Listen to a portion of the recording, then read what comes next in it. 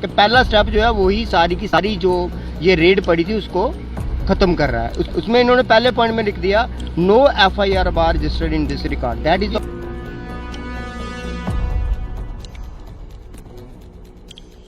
Militants barracks हैं, उनके अंदर से ये जो था इलीगल सामान पाया गया। मिलिटेंट्स बैरक्स अलग अलग मिलिटेंट्स बैरक जो होती है वो अलग से होती है और ये मामला सारा का सारा देशद्रोही का है, क्योंकि जो मटेरियल पकड़ा गया वो मिलिटेंट से पकड़ा गया, स्ट्रीट शीटरों से पकड़ा गया और सबसे बड़ी बात ये थी ये जो मटेरियल पकड़ा गया सारे का सारा इलीगल है। खाकी वर्दी का इतना दुरुपयोग, मिसयूज ऑफ पावर इतना हो रहा है और खास करके स्पेशली जो पुलिस कर रही है, मैं तो डेलिबरेटली बोलता हूँ, आपको पता है जो पुलिस कर रही है, मैं इस रिपोर्ट से बुचक्का रह गया कि एक RTI के ऊपर आप सेम डेट पे दो रिपोर्टें दे रहे हो के अंदर वो जेल के अंदर का लिंक कैसे मैनिपुलेट था, क्योंकि अंदर इन्होंने पैसे लेके 2000 का मोबाइल 20-20, 25-25 हज़ार रुपये, मैं डेलिबरेटली बोलूंगा, नरेश शर्मा जो थे सेंट्रल जेल में डिप्टी सुप्रीटेंडेंट थे। इसका कोई प्रूफ भी है, वैसे बोल रहे हैं? नहीं, मेरे पास एविडेंस है, बिकॉज मैं कह रहा हूँ मैं आई विटनेस। जो खास करके जो पुलिस की प्रोसीडिंग है ये टोटली देशद्रोही की तरफ जा रही है, टोटली। आम आदमी ब्यूरोक्रेसी तो चलो एक मैं करप्शन के साथ जोड़ सकता हूँ, लेकिन जो जम्मू कश्मीर की पुलिस की प्रोसीडिंग है वो टोटली की टोटली देशद्रोही के तहत जा रहे हैं और मेरे पास एविडेंस।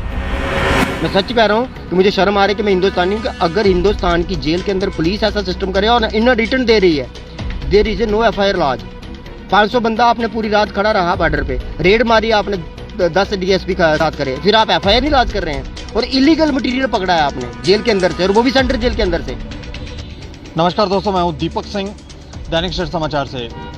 15 जुलाई वीरवार को कोट बलवाल जेल, वहां पर छापा मारा गया था। लगभग 200 के करीब जवान थे जो उस समय छापामारी में इन्वॉल्व हुए थे और छापेमारी में कुछ सामान भी जैसे मोबाइल, ब्लूटूथ, कार्ड वगैरह ये सब वहां पर मिले थे।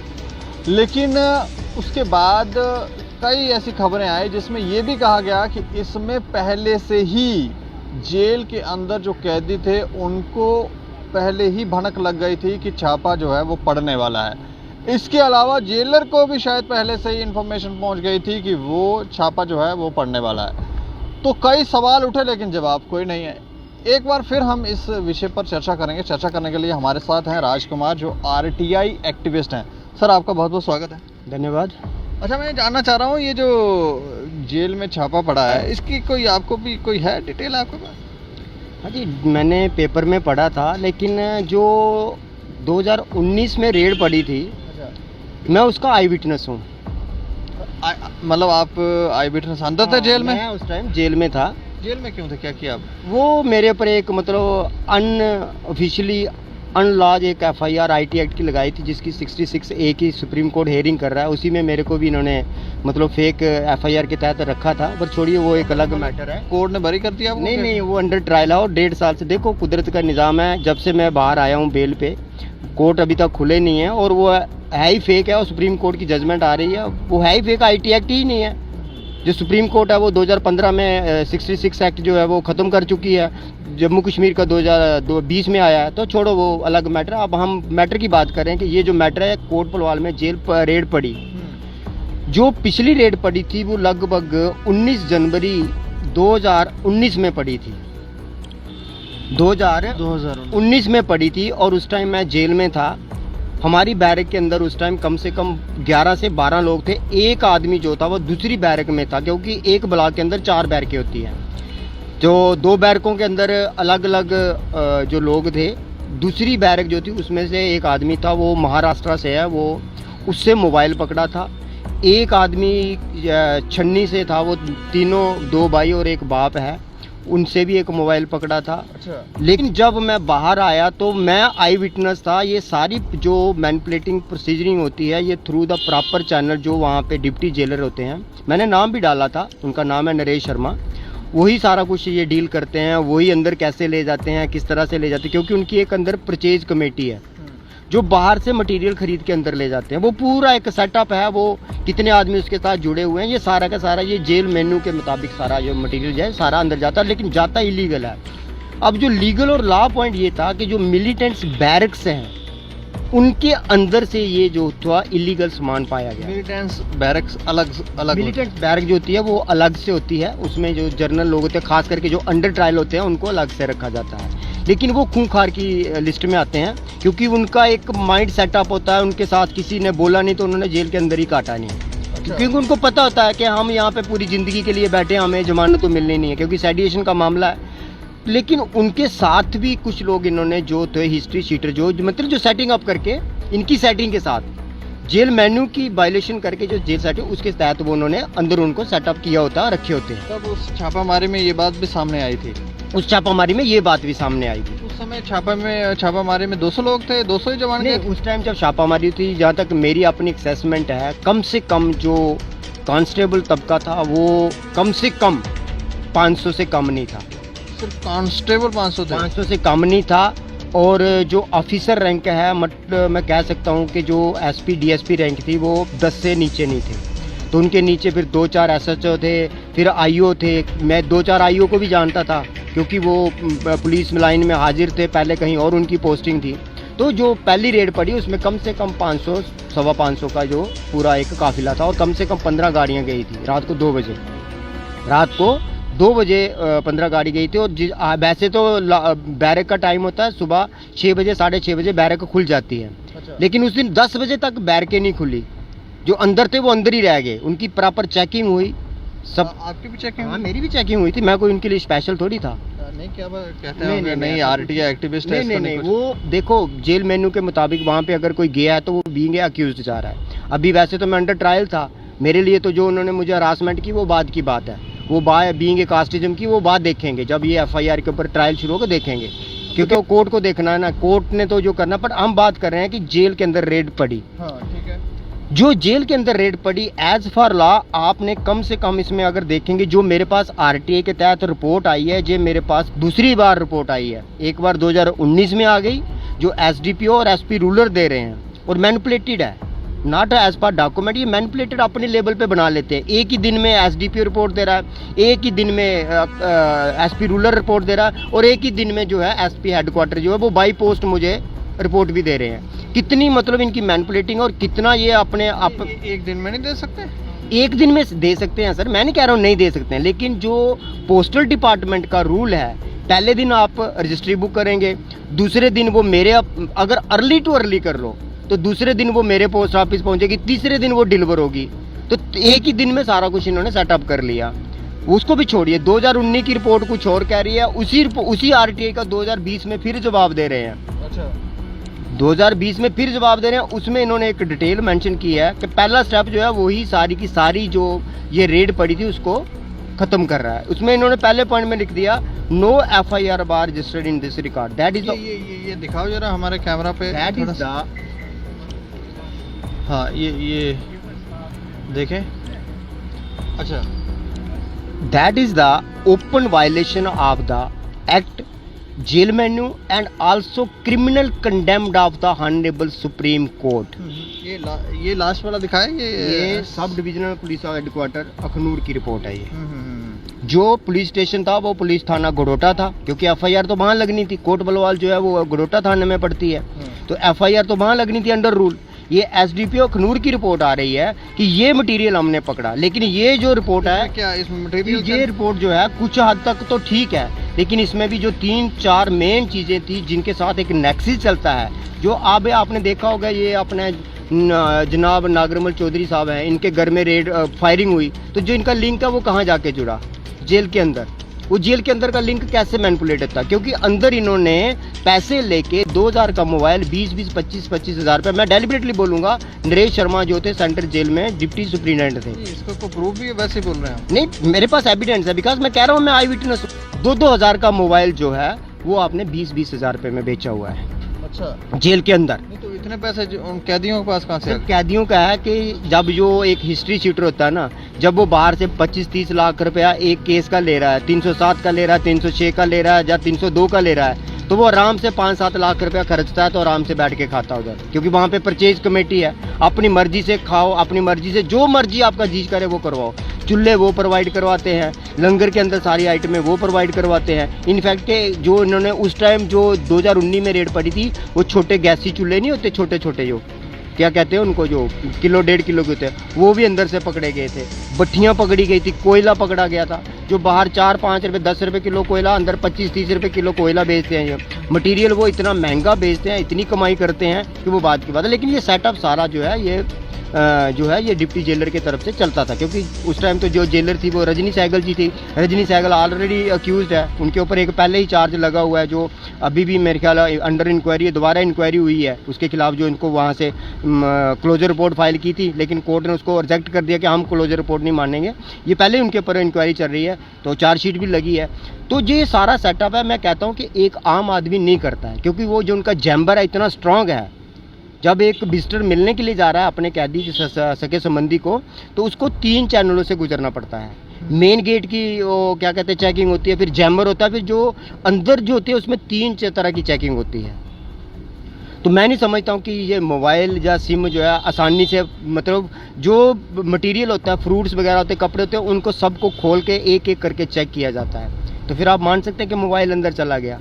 अब उसमें मोबाइल अंदर ले जाने की स्टाफ को ही पूरी इजाज़त होती है, वही अपना मोबाइल अंदर ले जा सकते हैं, वही बिना चेकिंग के अंदर जाते हैं, बाकी सबकी चेकिंग होती है वहाँ पे। इनफैक्ट क्या कई बार जो कैदी होता है वो अपने रिश्तेदारों से मिलने के लिए आता है, उसकी भी 3 टाइम चेकिंग होती है। आती दफ़े भी होती है जब वो मिल के जा रहा है, जाती दफ़े भी होती है। और जो मिलने का उन्होंने एक क्राइटेरिया बनाया हुआ है, वो कम से कम डिस्टेंस रखा हुआ है 2 से 3 किलोमीटर का, और उसके बीच में आप हाथ उंगली तो छोड़ दीजिए आप कि हाथ उंगली, वो अंडर सीसीटीवी है सारा कुछ, चारों 5 कोनों में सीसीटीवी लगे हैं। लेकिन वहाँ से आप ना एक सुई भी नहीं पकड़ सकते, जो आउटसाइडर है और जो अंदर खड़ा है, वो अंदर वाले कैबिन में खड़ा है, बीच में 2 फुट के बीच गैप है, बाहर एक चैनल और लगा हुआ है, मतलब जाली लगी हुई है। आप सिर्फ देख सकते हैं, बात कर सकते हैं, लेकिन आप उनके साथ टच नहीं कर सकते। इतना स्ट्रांग सिस्टम है सेंट्रल जेल का। फिर इतना मटेरियल अंदर जाना, मैं समझता हूँ कि ये मिली भगत के बगैर नहीं हो सकता है। लेकिन इस मामले में इन्होंने कोई एफआईआर लॉन्च, मैंने फिर जब मैं बाहर वहाँ से रिलीज हुआ, क्योंकि मेरे को इन्होंने जो मेरे पे इन्होंने एफआईआर लॉन्च की है, बेसिकली तो वो इलीगल है। लेकिन एज फॉर लॉ अगर सही भी है तो विद इन 24 आवर मेरे को बेल चाहिए थी, बनती है, अंडर लॉज बनती है, जिसकी कंप्लेन भी अभी सेक्शन 35 ऑफ एडवोकेट एक्ट पड़ी हुई है 1 साल से, जिसका 2 महीने का टाइम है। तो मेरे को इन्होंने 14 महीने के बाद 27 दिन का अनशन करने के बाद सुपरिटेंडेंट ऑफ जेलर ने जमानत दिलाई है, ना कि कोर्ट ने दी है मुझे, क्योंकि 27 दिन मैंने विदाउट मील वहाँ पे मुझे इन्होंने रखा जेल के अंदर। 27 दिन अनशन कर रहे थे? अनशन नहीं, बिना रोटी के रखा इन्होंने मुझे। अच्छा। बिना पानी के 14 दिन निकाल दिए, मई और अप्रैल में। अप्रैल मई जून में बिना पानी के 14 घंटे नहीं निकाला जाता, 14 दिन बिना पानी के निकाले। तो उसके बाद जब मैं बाहर आया, सबसे पहले मैंने यही काम किया जो मेरी ड्यूटी थी। मैं एक आरटी एक्टिविस्ट था, सोशल एक्टिविस्ट था, और ये मामला सारा का सारा देशद्रोही का है, क्योंकि जो मटेरियल पकड़ा गया वो मिलिटेंट से पकड़ा गया, स्ट्रीट शीटरों से पकड़ा गया, और सबसे बड़ी बात ये थी, ये जो मटेरियल पकड़ा गया सारे का सारा इलीगल है। अब दोबारा इन्होंने इस महीने 15 जुलाई को वीरवार को रेड पड़ी है। मैं बड़ा शॉक्ड हो गया कि देखो, पिछली पे इन्होंने एफआईआर नहीं लॉन्च की है, सुप्रीम कोर्ट की वायलेशन है, सेंट्रल जेल सीधी होम डिपार्टमेंट के साथ लिंक्ड है, अंदर जितने सीसीटीवी है वो वहाँ पे होम डिपार्टमेंट डेली उनको चेक कर रहा है। उसके बावजूद भी होम डिपार्टमेंट का डिपार्टमेंट होने के बावजूद पुलिस जो है होम डिपार्टमेंट के अंदर है आज की डेट में, लेकिन एफआईआर नहीं है। जब आपने पहले ही क्लियर कर दिया no FIR was registered in the record, फिर चलान, आईओ, इन्वेस्टिगेशन, जहाँ मटेरियल कहाँ गया, स्ट्रांग रूम में गया, कहाँ गया, डमी हो गया, डिस्ट्रॉय हो गया, वो बाद में सारा खत्म हो जाता है। क्योंकि जब एफआईआर नहीं है, आपके पास क्या एविडेंस है? इसमें भी जो मेन चीज़ें थी, 11 मोबाइल पकड़े गए थे उस टाइम। मैं ये पूछ रहा हूँ कि उस समय यूटी बन गए थे हम लोग? नहीं, उस टाइम यूटी नहीं था, तब होम मिनिस्ट्री। देखिए, अब मैं तो अंडर कस्टडी था, ये आपको पता होगा, आप बाहर थे, कि 2 जनवरी 2019 में यूटी बन चुका था या नहीं बन चुका था। मैं डेट आपको एक्यूरेट बता रहा हूँ, जवाब आपको दे रहा हूँ। मैंने जब ये रेड पड़ी थी उस टाइम जनवरी 2019 की बात है, जनवरी की 22 या 19 तारीख को रेड पड़ी है ऑन रिकॉर्ड। तो ये उस टाइम की रेड है, लेकिन उसके ऊपर कोई एफआईआर नहीं, बाकी पॉइंट जो है वो सारे डमी हो गए हैं। अब जब इतना बड़ा क्रूशियल मैटर है, इतना बड़ा मतलब ऑफेंस लग रहा है, तो सेडिएशन का मामला बन रहा है, मेन्यू टूट रहा है, सेंट्रल जेल की वायलेशन हुई है, सुप्रीम कोर्ट की ही वायलेशन हो गई, कंडेम्ड है, ये open condemned of the criminal. Criminal condemned है आप सुप्रीम सुप्रीम कोर्ट की ये क्रिमिनल कंडेम्ड है कि आपने एफआईआर की, और उन्होंने लिखा हुआ है FIR is must if you found orally report. Orally means कोई आपको इंटीमेशन देता है, then you lodge the roznamcha FIR, then investigate the matter, then if you found that the investigation is failed then you destroy the FIR, but as per the direction of Supreme Court आपको FIR तो लगानी ही लगानी है, 101% लगानी है। लेकिन यहाँ पे ये हालत है कि ये तो सुप्रीम कोर्ट की सीधी सीधी कंडेम्ड कर रहे हैं। नहीं चलिए ये तो कर ही रहे हैं अभी। अब धारा 370 के बाद जो रेड पड़ी है, अब क्या कोई आपने अभी भी लगाई आरटीए अभी नहीं लगाई? अभी मैंने बनाई तो है, मैंने इसकी आरटीए मैंने बनाई है, लेकिन मैं जो पिछले 6 नोटिस हुए, आपको पता होगा CIC मेरी कम से कम 6 से 7 जो सेकंड अपील कम कंप्लेंट्स हैं उनको ट्रीट कर रहा है। मैंने तो लगा रखी है उनके ऊपर कि भाई मैं उनको आरटीए मैंने ड्राफ्ट कर ली है, मैं भेज रहा हूँ मैं। लेकिन बात ये होती है कि जो इस टाइम जो जेल के डीजी हैं, वो इसके ऊपर उन्होंने तो पेपर में तो क्लियर लिखा हुआ इतना कुछ पकड़ा गया, और जो मटेरियल है वो हमने लैब में भेजे, CFSL में भेज दिया है। अब वो चंडीगढ़ गया या जम्मू, उसकी वो क्या कहते हैं वो इन्वेस्टिगेशन हो रही है, वो बात की बात है। लेकिन बात अगर वही बात आ गई, बाद में सारा पॉइंट एक ही खत्म हो गया, FIR वाज नॉट लॉज, तो फिर उसमें क्या किया जाएगा? इस बार भी ऐसा ही अभी तक मेरे पास इसका कोई वो नहीं है। लेकिन जो मैंने जेलर डीजी की रिपोर्ट पढ़ी है उसमें तो यही कह रहे हैं कि हमने मटेरियल जो है वो CFSL में भेजा है। अब चलिए 10 दिन या 5 दिन और वेट करता हूँ, CFL की रिपोर्ट तो 20 दिन 10 to 15 डेज आ जाती है। तो अगर इन्होंने FIR लॉन्च की है तो गुड एंड वेल है, नहीं तो ये भी कंडेम्ड है तो वो भी हो जाएगी। फिर अब ये लोग खुद ही कुछ करेंगे कि आप ही जाओगे कोर्ट में? नहीं देखो, अब मैं कोर्ट की तो मैं इस टाइम अभी कोर्ट तो अभी टोटली बंद है, जो रूटीन हेयरिंग है वो बंद है, फ्रेश केस वही है। लेकिन अगर बात करूँगा कि मैं इनकी ऑब्जेक्शन की, तो फिर वो बात हो गई कि मुझे कितनी फैसिलिटी मिलती है। बात तो सेडिएशन की है, सीधी सीधी बात सेडिएशन की, देशद्रोही की बात है। क्योंकि कोर्ट कहता है, कानून कहता है कि अगर आप एक अपराधी की मदद कर रहे हैं तो then you are also accused. कहते हैं चोर की सीढ़ी पकड़ने वाला भी चोर ही है, क्योंकि वो उसकी मदद कर रहा है। लेकिन इसमें अगर पुलिस ही शेल्टर कर रही है मिलिटेंट्स को, अक्यूज्ड को या हिस्ट्री शीटर को, तो फिर मैं समझता हूँ कि आप आम आदमी या ले मैन से क्या एक्सेप्ट करोगे। खाकी वर्दी का इतना दुरुपयोग, मिसयूज ऑफ पावर इतना हो रहा है, और खास करके स्पेशली जो पुलिस कर रही है, मैं तो डेलिबरेटली बोलता हूँ, आपको पता है जो पुलिस कर रही है। मैं इस रिपोर्ट से भुचक्का रह गया कि एक RTI के ऊपर आप सेम डेट पे 2-2 रिपोर्टें दे रहे हो। सेम डेट को SDPO लिख रहा है, सेम डेट पे SP रूरल लिखा, सेम डेट पे जो SP हेडक्वार्टर है वो भी रिपोर्ट दे रहा है। वो तो चलो हो सकता है एक ही दिन में अपने दफ्तर क्या बात कर रहे हैं आप, जिसका टाइम 30 दिन का है। अगर आपने 30 दिन कुछ नहीं किया तो आप 31वें दिन क्या कर लोगे? 30 दिन तक इन्होंने कोई RTI का जो डिस्पोजल है वो 30 दिन का टाइम है, तो 30 दिन आप खामोश रहे, 30 दिन आपने एप्लीकेशन को टच नहीं किया, 31 दिन में अपने ऑफिस में बैठ के 3 रिपोर्टें खुद तैयार कर ली, तो फटाफट भेज भी दी। जब फर्स्ट अपील लगी तो फर्स्ट अपील के बाद इन्होंने बैक डेटेड साइन कर ली है, क्योंकि अपील का तो डिस्पोजल करना है ना। तो इन्होंने वहीं पे अपने ऑफिस में बैठ के बैक डेटेड साइन करके खुद ही जो SP हेडक्वार्टर उन्होंने खुद ही सारी रिपोर्ट तैयार कर ली। कौन चैलेंज करेगा इनकी रिपोर्ट को? पुलिस के खिलाफ बोलता कौन है? पहली बात तो ये है। हम तो आज की डेट में, मैं एक सिंगल आदमी हूँ, मेरे पिछले 20 सालों में जम्मू कश्मीर की पुलिस ने कम से कम 20 बार अटेम्प्ट टू मर्डर किया है।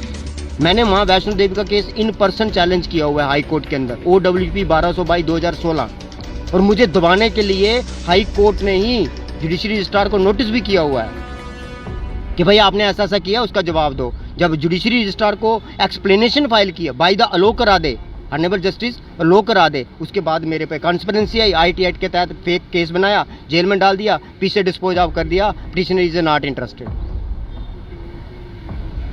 और 1 साल के अंदर कम से कम 30 बार केस लिस्ट करवाया मैंने, 1 साल के साथ 30 बार जेल के अंदर 30 बार केस लिस्ट करवाया। जब मैंने कोर्ट को 1 इंच भी आगे पीछे नहीं जाने दिया, 1 इंच भी कोर्ट को मैंने आगे पीछे नहीं जाने दिया, मेरा जुडिशरी एक्सपीरियंस इतना स्ट्रांग था।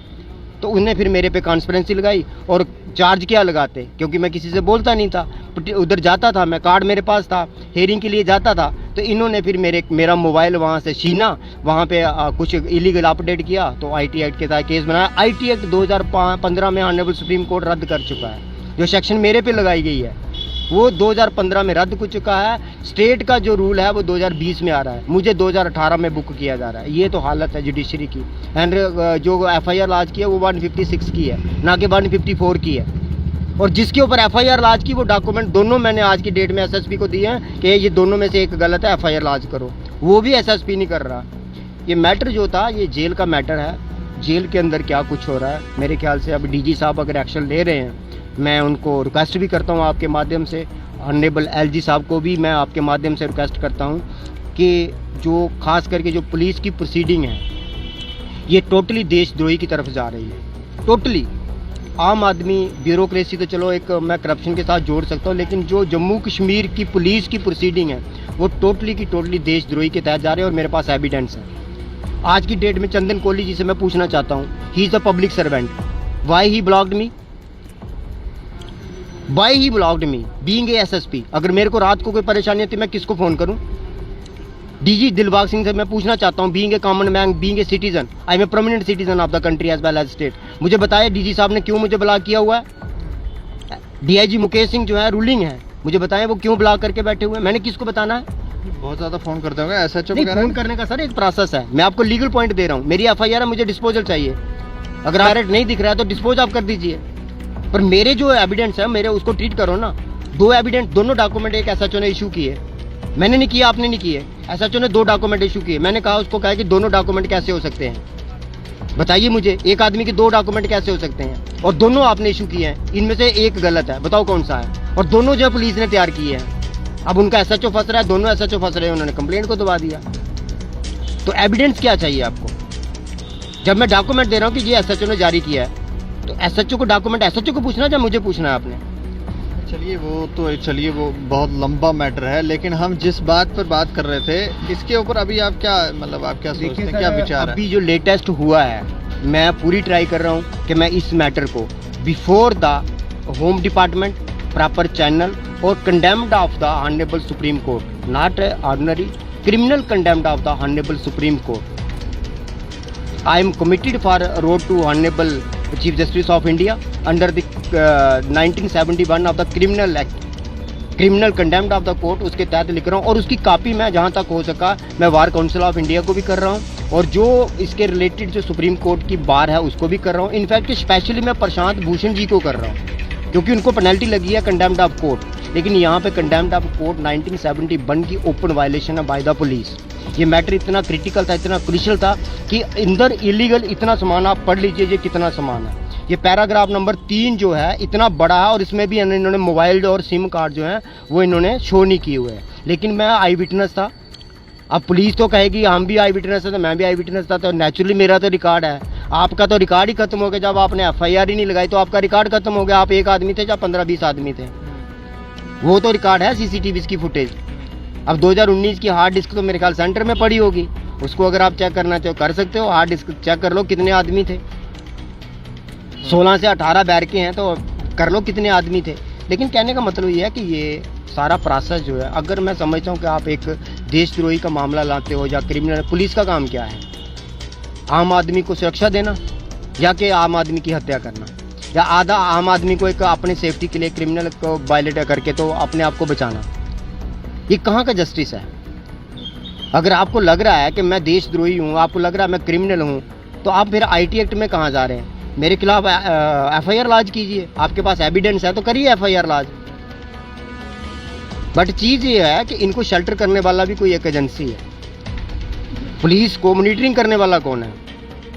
पुलिस का एक अलग से मॉनिटरिंग रूम है जिसको होम डिपार्टमेंट करता है, या फिर लॉ एंड जुडिशरी करती है। अगर जुडिशरी ही शेल्टर कर रही है तो फिर मैं समझता हूँ कि आम आदमी को क्यों आप बाउंड कर रहे हैं? आम आदमी को खुला छोड़ दो। आप हम जैसे आम आदमी से क्या एक्सेप्टेशन करते हैं? मैं कहता हूँ आ जाइए डिबेट के ऊपर, मैं ओपन चैलेंज करता हूँ जिसको डिबेट के ऊपर आना आ जाइए। मैं बताता हूँ करप्शन कहाँ पे कौन कौन क्या क्या कर रहा है। मेरे पास तो सारा रिकॉर्ड है, मेरे पास हर डिपार्टमेंट का रिकॉर्ड है। बट ये जो मुझे बहुत ही शॉक्ड लगा, मतलब मुझे शर्म आ रही है कि मैं आज हिंदुस्तानी हूँ। मैं सच बोल रहा हूँ, मैं सच कह रहा हूँ कि मुझे शर्म आ रही है कि मैं हिंदुस्तानी हूँ। कि अगर हिंदुस्तान की जेल के अंदर पुलिस ऐसा सिस्टम करे और इन रिटर्न दे रही है, there is a no FIR launch. 500 बंदा आपने पूरी रात खड़ा रहा बॉर्डर पे, रेड मारी आपने 10 डीएसपी का साथ करे, फिर आप एफआईआर नहीं लॉन्च कर रहे हैं। और इलीगल मटेरियल पकड़ा है आपने जेल के अंदर से, और वो भी सेंट्रल जेल के अंदर से। बड़ा शॉकड है यार कि मतलब एक रेड पड़ रही है सेंट्रल जेल के अंदर, इतना इलीगल मटेरियल पकड़ा गया और मिलिटेंटों से पकड़ा गया, हिस्ट्री सीटों से पकड़ा गया, और आप एफआईआर नहीं लॉन्च कर रहे हैं। मैं कह रहा हूँ एसएचओ को इसी टाइम से टर्मिनेट कर देना चाहिए था, बर्खास्त करके उसको घर बैठाओ भाई, आपने काम ही नहीं करना है। ये रिपोर्ट जो है ये डीएसपी हेडक्वार्टर दे रहा है मुझे, मतलब फिर आपने अगर एफआईआर नहीं लॉन्च करनी तो वो 500 बंदा क्यों वहाँ पे रात को 2 बजे टंगा दिए जाके? तो जो मटेरियल वहाँ पे जो मटेरियल आपने पकड़ा वो गया क्या कहाँ आज तक? किस लैब में भेजा आपने? किस लैब में भेजा वो बताएं मुझे। आपने किसी चीज़ को अरेस्ट किया है, आपने प्रूव करना है कि ये इलीगल हमने रेड मारी है। रेड का मतलब क्या है? आप 100 मोटो कार्रवाई कर रहे हैं। रेड का मतलब आप 100 मोटो कार्रवाई कर रहे हैं, किसी ने आपको कंप्लेन नहीं की है तो 100 मोटो कार्रवाई के आप मतलब क्लीन चिट लेने के लिए मारते हैं क्या? रेड आप मार रहे हैं तो क्लीन चिट के लिए मार रहे हैं। तो इसलिए ये है कि ये सारा एक मैनिपुलेटेड है मेरे ख्याल से। अब सेंटर को भी मैं आपके माध्यम से honourable LG, honourable home minister, honourable prime minister और ऑनरेबल सुप्रीम कोर्ट की फुल कॉन्स्टिट्यूशनल बेंच को अपील करता हूं कि इसको काग्निजेबल 100 मोटो एक्शन लेके इस पे कार्रवाई की जाए और डिपार्टमेंट से पूछा जाए कि अगर इतना मटेरियल आपने इलीगली पकड़ा है, और वो भी ऐसे संस्थान से जहाँ पे मतलब चिड़िया भी परिंदा नहीं मार सकती, पार नहीं मार सकती, परिंदा भी पार नहीं मार सकता, तो फिर मेरे ख्याल से वहाँ पे अगर इतना मटेरियल पकड़ा गया है तो फिर आप एफआईआर लॉन्च नहीं कर रहे हो, तो फिर मतलब देशद्रोही के लिए उनको ढक्का क्यों अंदर रखा, क्यों अंदर उनको? चलिए, शुक्रिया हमसे बातचीत करने का। धन्यवाद। तो ये देखिए, ये क्या जेल के अंदर अगर कोई रेड की गई है, वहाँ से कुछ मटेरियल पकड़ा गया है, तो फिर एफआईआर लॉन्च क्यों नहीं की गई, ये अभी तक हमें समझ नहीं है। अब जो दूसरी इन्होंने रेड की है उसके अंदर क्या किया गया है ये भी पता नहीं है, क्योंकि सवाल रेड के दूसरे दिन ही आ गए थे कि यहाँ पर पहले से ही भनक लग गई थी। भनक कैसे लगी? कोई ना कोई लोग जो हैं जुड़े हुए हैं। वो कौन है, इसकी कौन इंक्वायरी कर रहा है, क्या इसके अंदर बाद में निकल कर आएगा? हमने पहले ही कहा कि क्या निकल के आएगा वो देखने वाली बात होगी, लेकिन अभी तक हमें दिखा कुछ भी नहीं। बाकी आप लोग राय ज़रूर रखें कि ये जो काम कर रहे हैं पुलिस के कर्मचारी या बाकी लोग, इनको आप किस तरह से देखते हैं, और क्या ये हमारे भारत की संस्कृति इस तरह का कार्य करने की हमें अनुमति देती है या नहीं, या हम यूँ कहें कि हमारा संविधान ये करने की इजाज़त देता है या नहीं। ज़रूर राय दें और देखते रहें दैनिक सवेरा समाचार। मुझे और मेरे सहयोगी अरुण डोगरा को दें इजाज़त। नमस्कार।